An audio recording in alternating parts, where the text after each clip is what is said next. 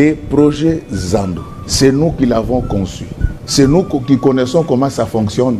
On recrute quelques ivrognes, fumeurs de chanvre pour nous insulter à coups d'argent. On recourt à la aux frères qui travaillent à la présidence pour nous diffamer. Est-ce que nous, on a besoin de ça?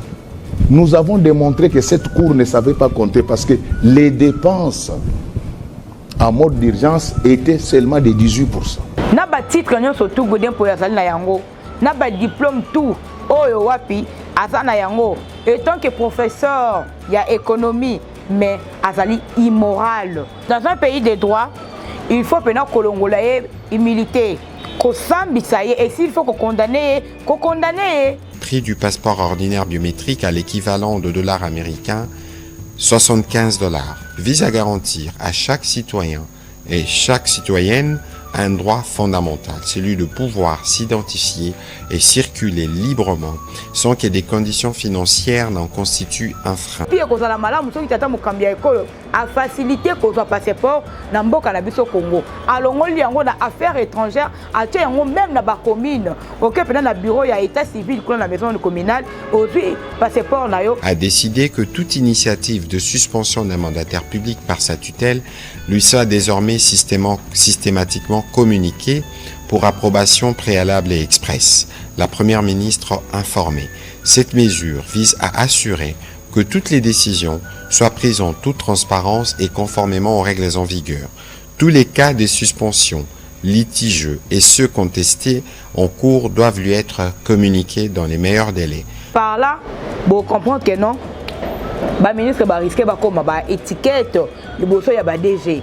Il y a koka moto coupé ko bangisa massa boulos yé azali coopérant. Et mbongo wana, est-ce que la population a bénéficié de mbongo wana? 94 millions de dollars et qui wapi oh il faut pas passer la famine et qui wapi mbongo qui na itie et ça oh été famine à verser.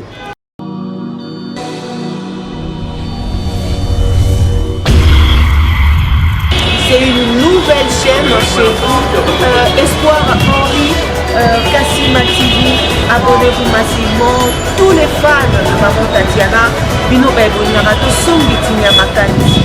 Ma éducation politique y a kitoko, venez nombreux vous abonner, s'il vous plaît, n'ayez pas la rabino, pourquoi pas tolali tolamuki comme si un maman 10K 20K. N'est-ce pas? Et aussi un vrai bien parce que seul soutien, on a ces cabinets, les alliés pour s'abonner massivement ici, les alliés camboya professionnalisme. Olingaka musique, olingaka politique, olingaka nyonso awa, tokobanda kolobela ba sujet tout. Iko quel n'est-ce pas? Allez, à suivre. Wow.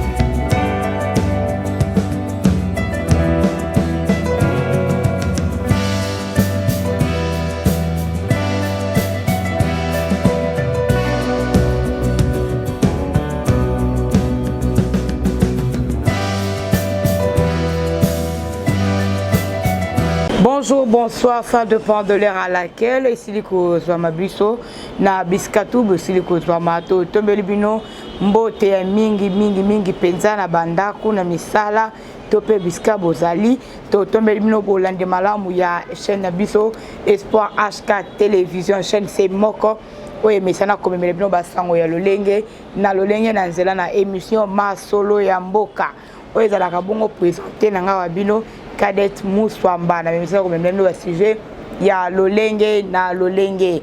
Totombeli bino week-end ya malamu penza parce que vous allez vraiment ebele to pesi no pe botondi parce que vous allez continuer ko s'abonner, vous allez continuer ko liker, pe les sous ko commenter na lolenge ebele to pesi bino merci mingi na ba suggestion vous allez ko koba ko tindela biso.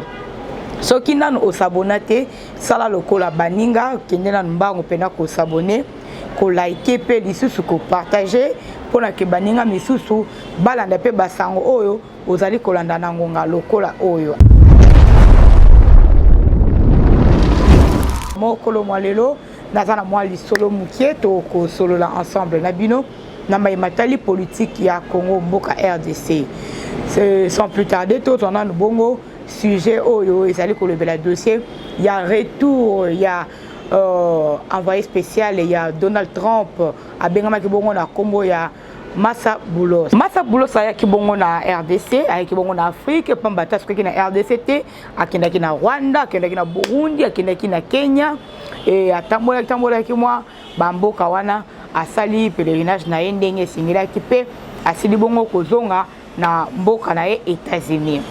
Azali nani ye Massa Boulos to lobelaki yango ba émission leki ebele ete azali bongo bokilo ya Donald Trump pamba te mwana na ye ya mobali abali mwana ya mwasi ya Donald Trump.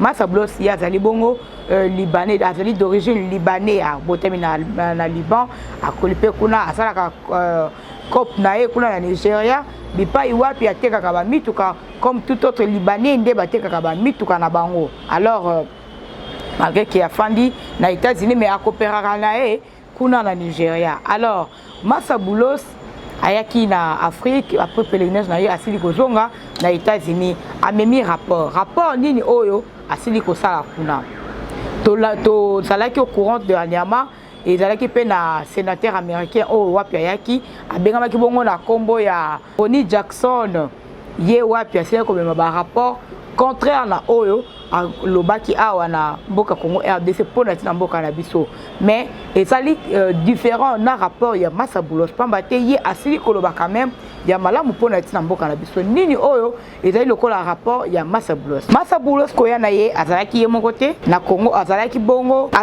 na vice-secrétaire d'État ya affaires africains oyo biso tozali kobenga awa epa na biso azali net vice ministre d'affaires ya Afrique nde bazalaki na ye lokola accompagnateur asalaki ko accompagner na mobembo na ye nyonso tu oyo asalaki. Rapport ya Massa Boulos ezali nini? Rapport ya Massa Boulos alobi ete tokoki na biso ko coopérer na gouvernement congolais, tokoki ko coopérer na chef de l'État Félix Tshilombo Tshisekedi. Pe asengaki ete Paul Kagame alongola armée na ye na sol congolais pe atika ko soutenir M23. Alobaki pe lisusu ete asepelaki ndenge Walikale ezalaki libéré na ba M23 basilaki ko libérer Walikale. Voilà, ezalaki bongo rapport ya Massa Boulos kuna na États-Unis d'Amérique devant Donald Trump.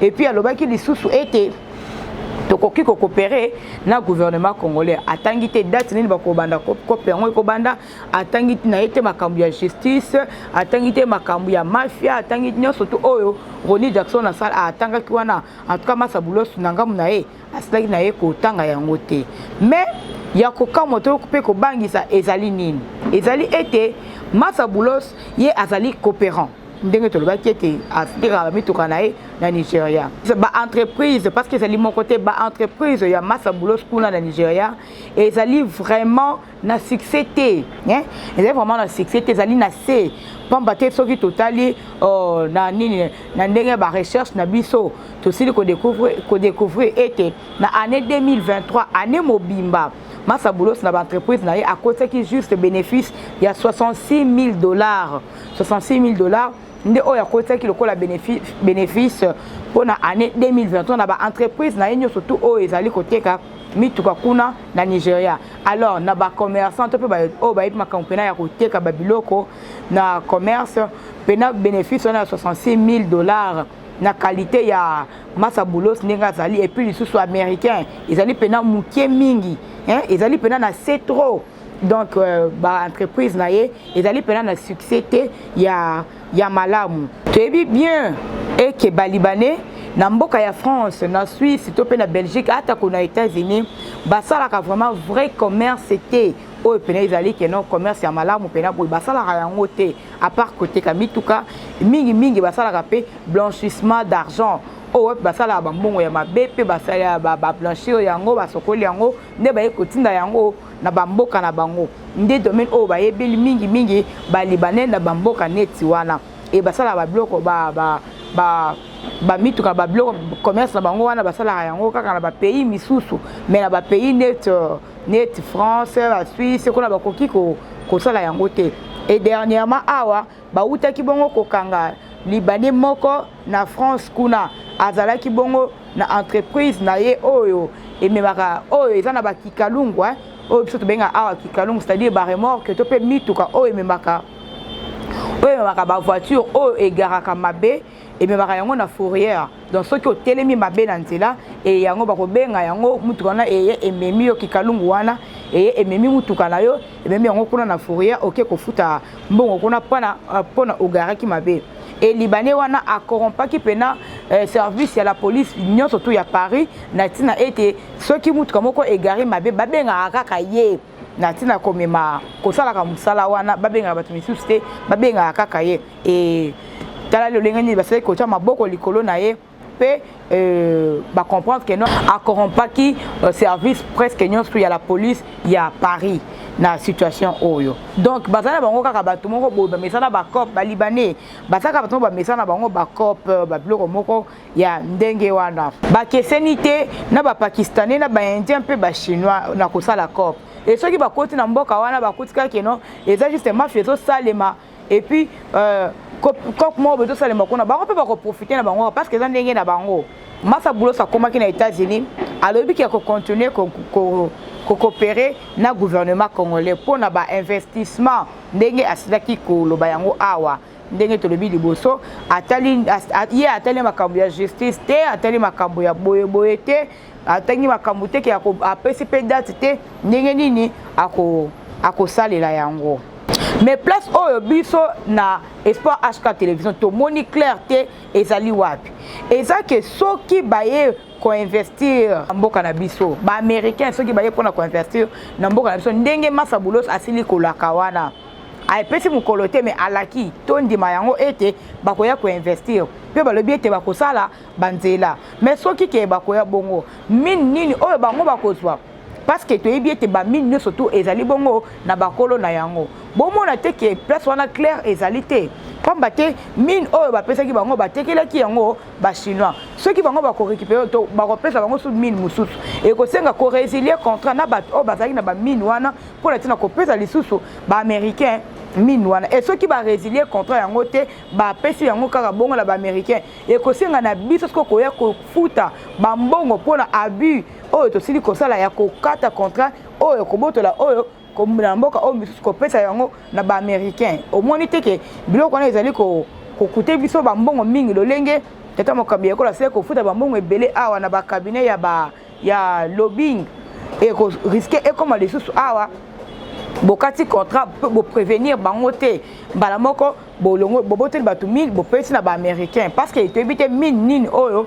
ba ko pesa bango donc la déclaration ya Massa Boulos attaqué la cambo justice c'est qui est un peu flou hein et parce que tu dois comprendre tes mine oyo tata mokambi ekolo akopesa bango ndenge to uti ko expliquer awa donc ceux qui va fundi biso to ko futa ba mbongo ebele pamba te to zali na contrat unilatéral na makambo oyo etali ba mine wana nde place to zali ko mitu na ete tata mokambi ekolo mine nini oyo akopesa ba américain selon ndenge basili ko yokana pona ya ko investir na mboka na biso nde place tozali komona clarté yango wana. Deuxième chose ezali est-ce que tozali na état de droit na mboka ngo parce que tozo c'est la ba investisseur baya ko investir tozo c'est la ba américain baya ko investir na mboka na biso tozo na état de droit et mbongo wana est-ce que population ako bénéficier na mbongo wana nde motuna tozali komituna toyoki pe ke bako s'occuper na ba infrastructure ya mboka na biso alors que ba chinois batikala même pas kosala yango bango pe balobaka yango ete tant tokoya tokosala ba nzela tokosala boye baloba style le oyo basika na bango pe kosala yango te yango balobaka ete batiaka taba na pondu esika moko te pamba te taba kosuka ndeka na kofinir na kolia pondu wana e baaméricain bazali koleka biso infrastructure pardon e ntango bakoya bamesani na cop bamesani na mafia est ce que bakosala lisusu banzela yango e nde motuna tozali komituna est ce que population congolaise akose retrouver lisusu na bainvestissement wana akose retrouver lisusu na bacontrat wana mpo awa etango bayaka balobaka bien maloba ya sukali na monoko na ebandeli lokola le corbeau et les renards ntango kozwa oyo eza na bec na biso mbala moko changele biso face e toyebi te soki ekosuka lolenge nini na yango tozali kosenga ete bayi américain toboyi koinvestir na mboka na biso te ezali pene eloko ya malamu me bozela nanu mboka yango ekoma kimia pamba te tozali na bitumba na mboka na biso deuxièmement gouvernement bafandisa nanu masolo nanu bango moko bazana na bomoko bazana na bolingo pour que tant bokoya ko investir population a se retrouver pe bino pe bo se retrouver na yango et non groupe ya bato moko boye ba se retrouver ka bango na bango parce que ezali bon népotisme topé oligarchie ata pe les sous clanisme non wana de tozali pena ko boya ko souhaiter yango ete ekomate mais plutôt population des faut a se retrouver na eloko yango. Le Belapena, centre de recherche en finances publiques et développement local. Dans mon côté, et bien, CRFDL. Kuna balobi était revenu généreux par le secteur extractif, minier et pétrole. Il y a année 2020, comme dans la 2020, la 2022, et puis ça a bon chaque année pour la génération future. Batiaka mbongo yango pembeni pour la génération future babengaka yango na kombo ya FOMINE bapesaka na FOMINE wana montant ya 346 millions de dollars contre une prévision de 221 millions de dollars soit un taux de réalisation à 155%. Entreprise ya mine wana oyo ezali koproduire pétrole et gaz ezali normalement d'après budget il fallait qu'il ait 221 millions de dollars. Donc, bango balekis na place à 221 millions de dollars. Bazali bongo ko pesa mbongo ebele o eke bongo na pourcentage de 155,9%. Et bomoni que FOMINE ezo pesa mbongo ebele par rapport à Obasengi na bango bango 221 millions de dollars bango bazali ko pesa bongo 346 millions de dollars. Donc bazali ko travailler très bien yangwana ezali ko kota bongo mais ya ko kama pe ya pasi ezali nini ezali été revenu oyo l'état déclaré na itie ezali bongo organisation oyo esimbaka mbongo wana. Alors, et l'État a payé na itie une somme, il y a 252 millions de dollars et Zozanga 94 millions de dollars. 94 millions de dollars et Kei Wapi 94 millions de dollars. Oh, il faut pas payer la FOMINE et Kei Wapi. Bon, ok, na itie et ça, oyote FOMINE a versé. Donc, manquant 94 millions de dollars et kotiwana. Yango tozo dénoncer Babiloko o na Espoir HK télévision to dénoncaka toujours. Babiloko net o to dénoncaka toujours yango. Ba détournement o ba mbongo eso bunga te belé 94 millions de dollars et koki kotonga combien de banzela. Tout dans la Congo centrale nzela za ko bukana. Soki keno ba se mettre d'accord ba tonga nzela wana. 94 millions ba ko kotonga combien de nzela. Et bon ana Kinshasa na babalabala bako kotonga combien de nzela na somme wana mais ekei kaka boy côté ekei eyebani nango te na sengi na régie finale ba balancer les biso vidéo ya mwana mboka Godé Poy o représentalaki président ya assemblée provinciale de Kinshasa asilaki kotika ebonga na EP actuellement azali bongo député national bongo tokutana na sima ya vidéo yango. Les projets Zando, c'est nous qui l'avons conçu. C'est nous qui connaissons comment ça fonctionne. Alors, comme nous avons interdit à ces gens de s'approprier les magasins, parce que nous n'avons pas construit les grands marchés pour les politiciens. Les grands marchés n'ont que 680 magasins. Et nous les avons construits pour les petits peuples. Comme nous avons demandé qu'on puisse laisser les magasins s'ouvrir, on recrute quelques ivrognes, fumeurs de chanvre pour nous insulter à coups d'argent. On recourt à la aux frères qui travaillent à la présidence pour nous diffamer. Est-ce que nous on a besoin de ça? Et on va prendre une cour, j'insiste, une cour des comptes des cons.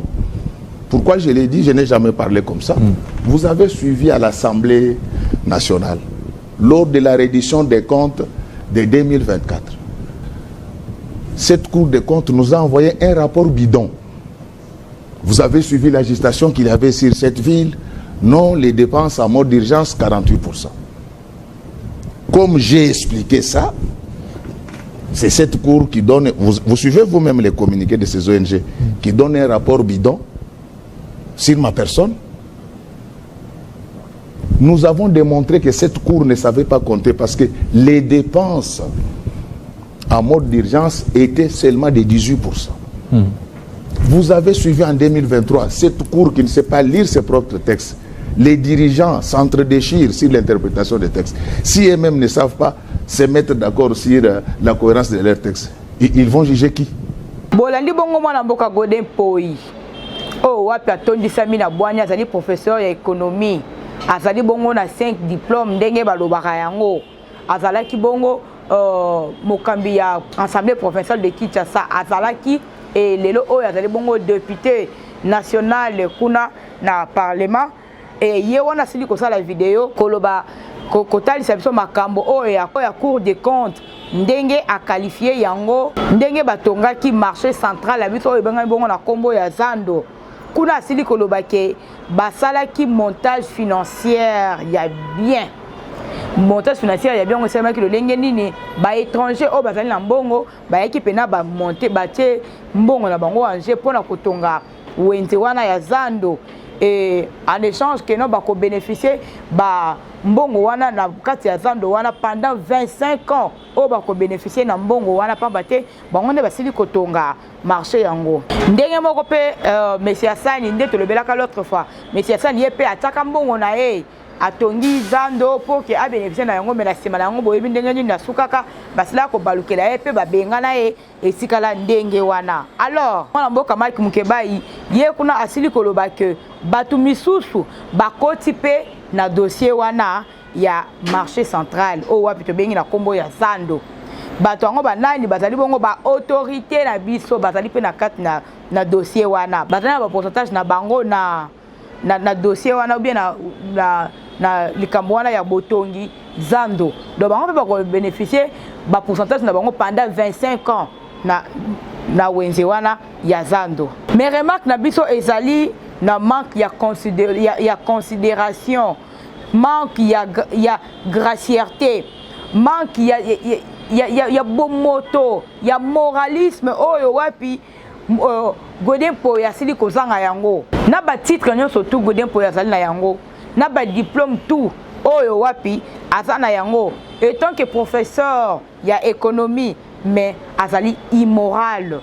Azali pena na manière te permettez-moi de dire et surtout aussi qui azali député national et c'est pas pourquoi dans le binde wana azali ko traiter bongo ba membre ya Cour des comptes lokola ba con a insulté bango ba con en disant que non bazali ko maîtriser ba chiffre te ba yebi ba chiffre te et puis ba yebi ceux qui peut comptabilité te. Imaginons azali député national azali na ba titre tout azali na yango wana tala niveau ya immoralité oyo Godin Poi azali na yango ya kofinga au sommet de l'état oyo azali bongo azali pe lisusu molobeli ya peuple nini yango akekolo bango na Assemblée nationale ya kofinga ka bato pasi pe mawatala olenge nini basakari bababaswe bakomi ebele au sommet de l'état na ndenga kofinga bino bato boza wana loka balobeli ba député bazali kofinga ka sans tenir compte de ba titre oyo bazali na yango. Et dans un pays de droit il faut pena kolongola ye humilité ko sambisa ye et s'il faut ko condamner pour que était ba misusu ba ça la même erreur te lokola baba ça singaki azui punition te yango moni pe Godin Poi pe alandi pe lokolo wana.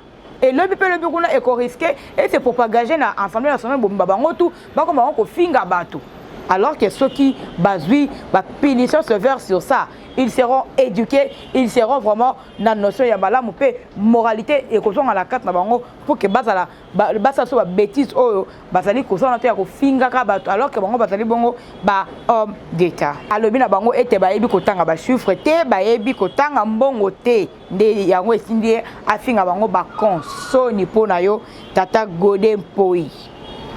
Alors bi ke bazotonga la carte ya Zando kuna 680 magasins. Na 680 magasins na bakopesa yango na ba mama oyo bazana ba mbongo te lokuta. Parce que il paraîtrait que nos magasins moko ekote kama bongo na $500. Siko ba mama oyo bazana ba mbongo te wana bopesa bango ndenge bazana ba $500 te.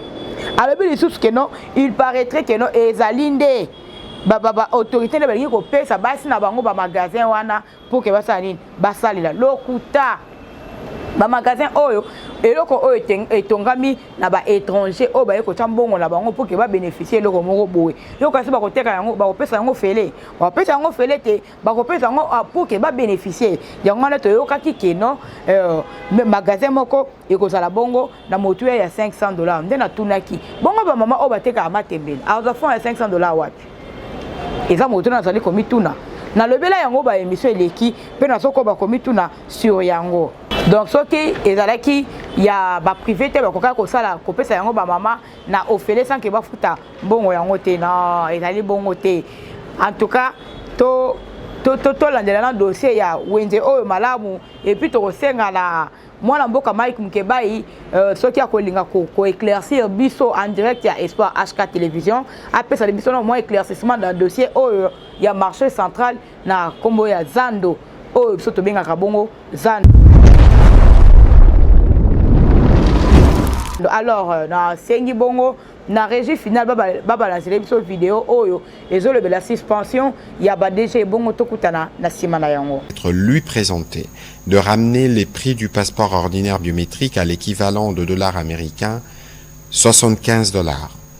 Cette mesure à forte portée symbolique et sociale vise à garantir à chaque citoyen et chaque citoyenne un droit fondamental, celui de pouvoir s'identifier et circuler librement sans que des conditions financières n'en constituent un frein. Le troisième point de la communication du président de la République a porté sur la problématique de suspension des mandataires publics.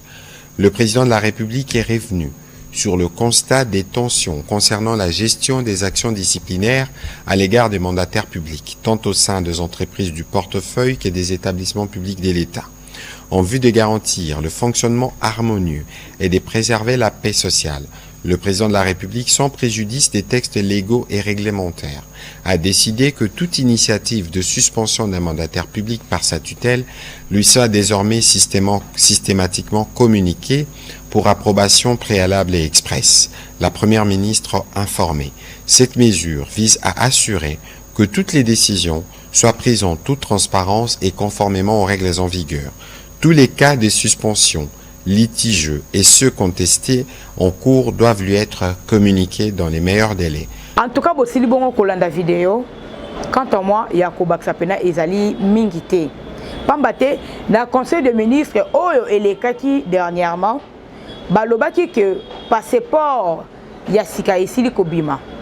Natina Mboka na biso passeport yango ezote kama bongo na $75. Ezali sous soutien na $99 ndenge ezalaki kala et komi bongo $75. Alors que biso nyo sous toyebi que passeport wana ezalaki pe $99 te ezalaki na $150 nga na kina pona ce passeport ba isanga $99 te ezalaki $150. Alors pour autres yango bien ezali pe kozwa tant pena mulai c'est pena mingi ceux qui pena et komi que ezali pena 75 pour de vrai et caméra na biso ya Espoir HK télévision a kokita bongo sur terrain na tina ko s'assurer ceux qui maloba yango ezali pena ya solo que passeport na biso et komi bongo na $75. Tolandaki bongo Patrick Mouya o pesali ministre ya communication alobaki ete gouvernement a quitté si passeport na tina na kosunga population congolaise yango wana atie yango na prix ya $75 alors que passeport na biso ezalaka na prolongation te donc ezalaka 5 ans après 5 ans wana il faut bandela mususu soki kene ezalaki lokola na ntango ya Zaïre passeport ya Zaïre ezalaki soki 5 ans ekoki okei nango babeti kaka nini tampon et c'est prolongé les sous ezalaki na prolongation ya passeport même na ntango ya Kabila pe prolongation facture ya passeport ezalaki mais pourquoi pas tata mokambi ekolo Félix Tshisekedi affaire la biso pe lolenge wana. Et non que ceux qui au PC $75 lelo après 5 ans espérer nango au bandeli li sous. Mais au PC ceux qui 5 ans ekoki okei kaka ba beti tampon et sili ba prolonger yango eloko esengeli ko sala et ko zala pena eloko ya malamu soki tata mokambi ya ekolo asali yango et puis ko zala malamu soki tata mokambi ya ekolo a faciliter ko zo passeport na mboka na biso Congo alongoli yango na affaires étrangères atie yango même na ba commune OK pena na bureau ya état civil kuna na maison communale ozui passeport na yo sans que okoma na affaires étrangères. Lelo oyo tina ba province ba passeport ebimaraté hein pour la cause passeport il faut ya kaka na capitale OK de kuna na affaires étrangères c'est ko pona pe cause yango tala bat mulongoti okolala wana donc pasi eloko kaka ya malamu o tata mokambi ekola kosala o pena ekotika la paix historique na mitu ya ba kongomani na minute oyo ekozala ete tango papa Félix Tshisekedi alekaka na pouvoir na ye a faciliter ka ba passeport et comment ka kozwa yango facile a quitter sa prix nango et puis comment ka pona kozwa yango ezalaki sous-souté na affaires étrangères et comment ki kozwa yango na nini na nini na maison communale na service ya état civil au monite ke kozala eloko moko ya malamu tout le bela pena musikoyo ma matali suspension ya ba DG makambo bandi awa. Et le oyo la suspension ya ba DG et comme que pour ba suspendre DG et sengili tata mokambi ya ekolo andima et ça surtout que ministre lalo la muki boye au moni que ça musala bien te au suspendre te et ça sou ndenge wana te et ça passe to yebi que non mutano maraba DG et ça bongo président de la République alors na ordonnance na nda anomaka ba DG et aussi ministre ye alongola kabango te mais azali quand même na droit ya ko suspendre bango soki amoni ke non DG wana azali ko sala musala malamu te akoki ko pesa ye suspension parce que azana droit te ya ko longola ye parce que yete mutano makiye donc azali na nomination présidentielle ya ngwana moyen alongola ye ezali te mais azali quand même na droit ya ko suspendre ye et lelo oyo et comme vice versa makambo échanger lelo au ministre akoki jamais ko longola DG de avoir alongola DG et sengeli na ye ko tuna na président soki alongola ye topé alongola te alors il paraîtrait que non et comme bongo na tina na ko battre la topé ko protéger ba master topé ba bazali proche ya tata mokambi ekolo ba DG oyo bazali bongo pene ya tata mokambi ekolo donc moi ba simba bango ezali te ba komi ba ayant droit pour olongola ye et sengeli président de la République apesa ndingisa ya olongola ye. Et par là, vous comprenez que non, le ministre va risquer comme étiquette le bosso ya ba DG. Alors ça va n'importe quoi, ça là abus et belé parce qu'on comprend que non ministre a son droit il y a rolongolae. Babiloko wana ezo za la penza ma lamu mingi te pambate et qu'on faire vraiment avancer te mboka na biso et puis déjà ba ko risquer ba ça ba n'importe quoi ba détournement et kokota musali ko sema sous malamu te parce que à cause de la protéger na président yemoko à cause de la protéger na kingandi aba ko longola ngate boko za kokotela nga bongo pene zali babiloko oyo tozali ko déplorer na kati na ya mboka na biso ezali malamu penza mingi te to comme bongo na suka ya moi lisolo na yaki na ngona mokolo malelo ba sujet mukie nazalaki na yango ya kolobela yango wana na sili kolobela yango soki ba suggestion ezali bo continuer ko komela biso to kozanga te na kocha yango na misala et aussi bo s'abonner massivement bo liker na banzi numéro na ngezali wana bokoki toujours ko komato pe ko benga na tina la kopesa ba idée na bino na tina ete mosala esali mapena lolenge et sengeli et na sima ya bilili soki bo sepelaki na image ezali bongo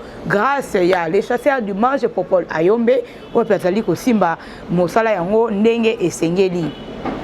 Et na masini kuna tomoni bongo cordon opi na coordination ezali bongo coach Harry Kassimba yende asili kosimba coordination ya musala yango. Alors totombela mbotama elamu na nani na Big Mother Evelyn Makangu Ndombasi, autrement appelé MK, Mama Bio, bakela kai Mama Bio, pamba te pana ye bio nde bio olingi kolia mbisi nyonso tout oyo ezalaka na océan esengeli na yo ko contacter ngai na komisario epa ya Mama MK Evelyn Makangu Ndombasi, mwasi ya mokuse aleki taba na goût na ndenge moko ya mukete. Sans oublier aussi joyeux anniversaire Nayo, la couturière de luxe Marlène Mafuta, la main d'or mbotama ela munayo yaya, que du bonheur pour toi ma sœur.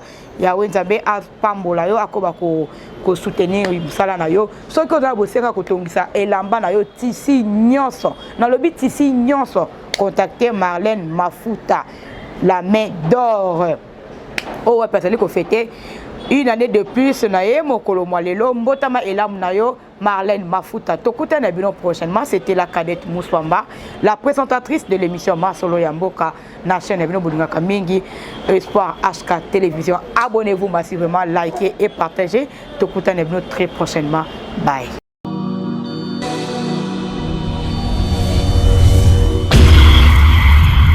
C'est une nouvelle chaîne chez vous, Espoir Henri, Kassima TV. Abonnez-vous massivement. Tous les fans de Maman Tatiana, Bino Baibonamato, Sombitinia Makani. Ma indication politique ya Kitoko, venez nombreux vous abonner. S'il vous plaît, n'ayez pas la rabino. Pourquoi pas Tolali Tolamuki Bokom Singa Maman Dika 24. N'est-ce pas? Et aussi un vrai bien parce que seul soutien, on a ces cabinets les alliés pour s'abonner massivement ici. Et ça les camboya professionnalisme. Olingaka musique, olingaka politique, olingaka nyonso. Awa, to banda kolobela ba sujet tout. Iko quel non, n'est-ce pas? Allez, à suivre.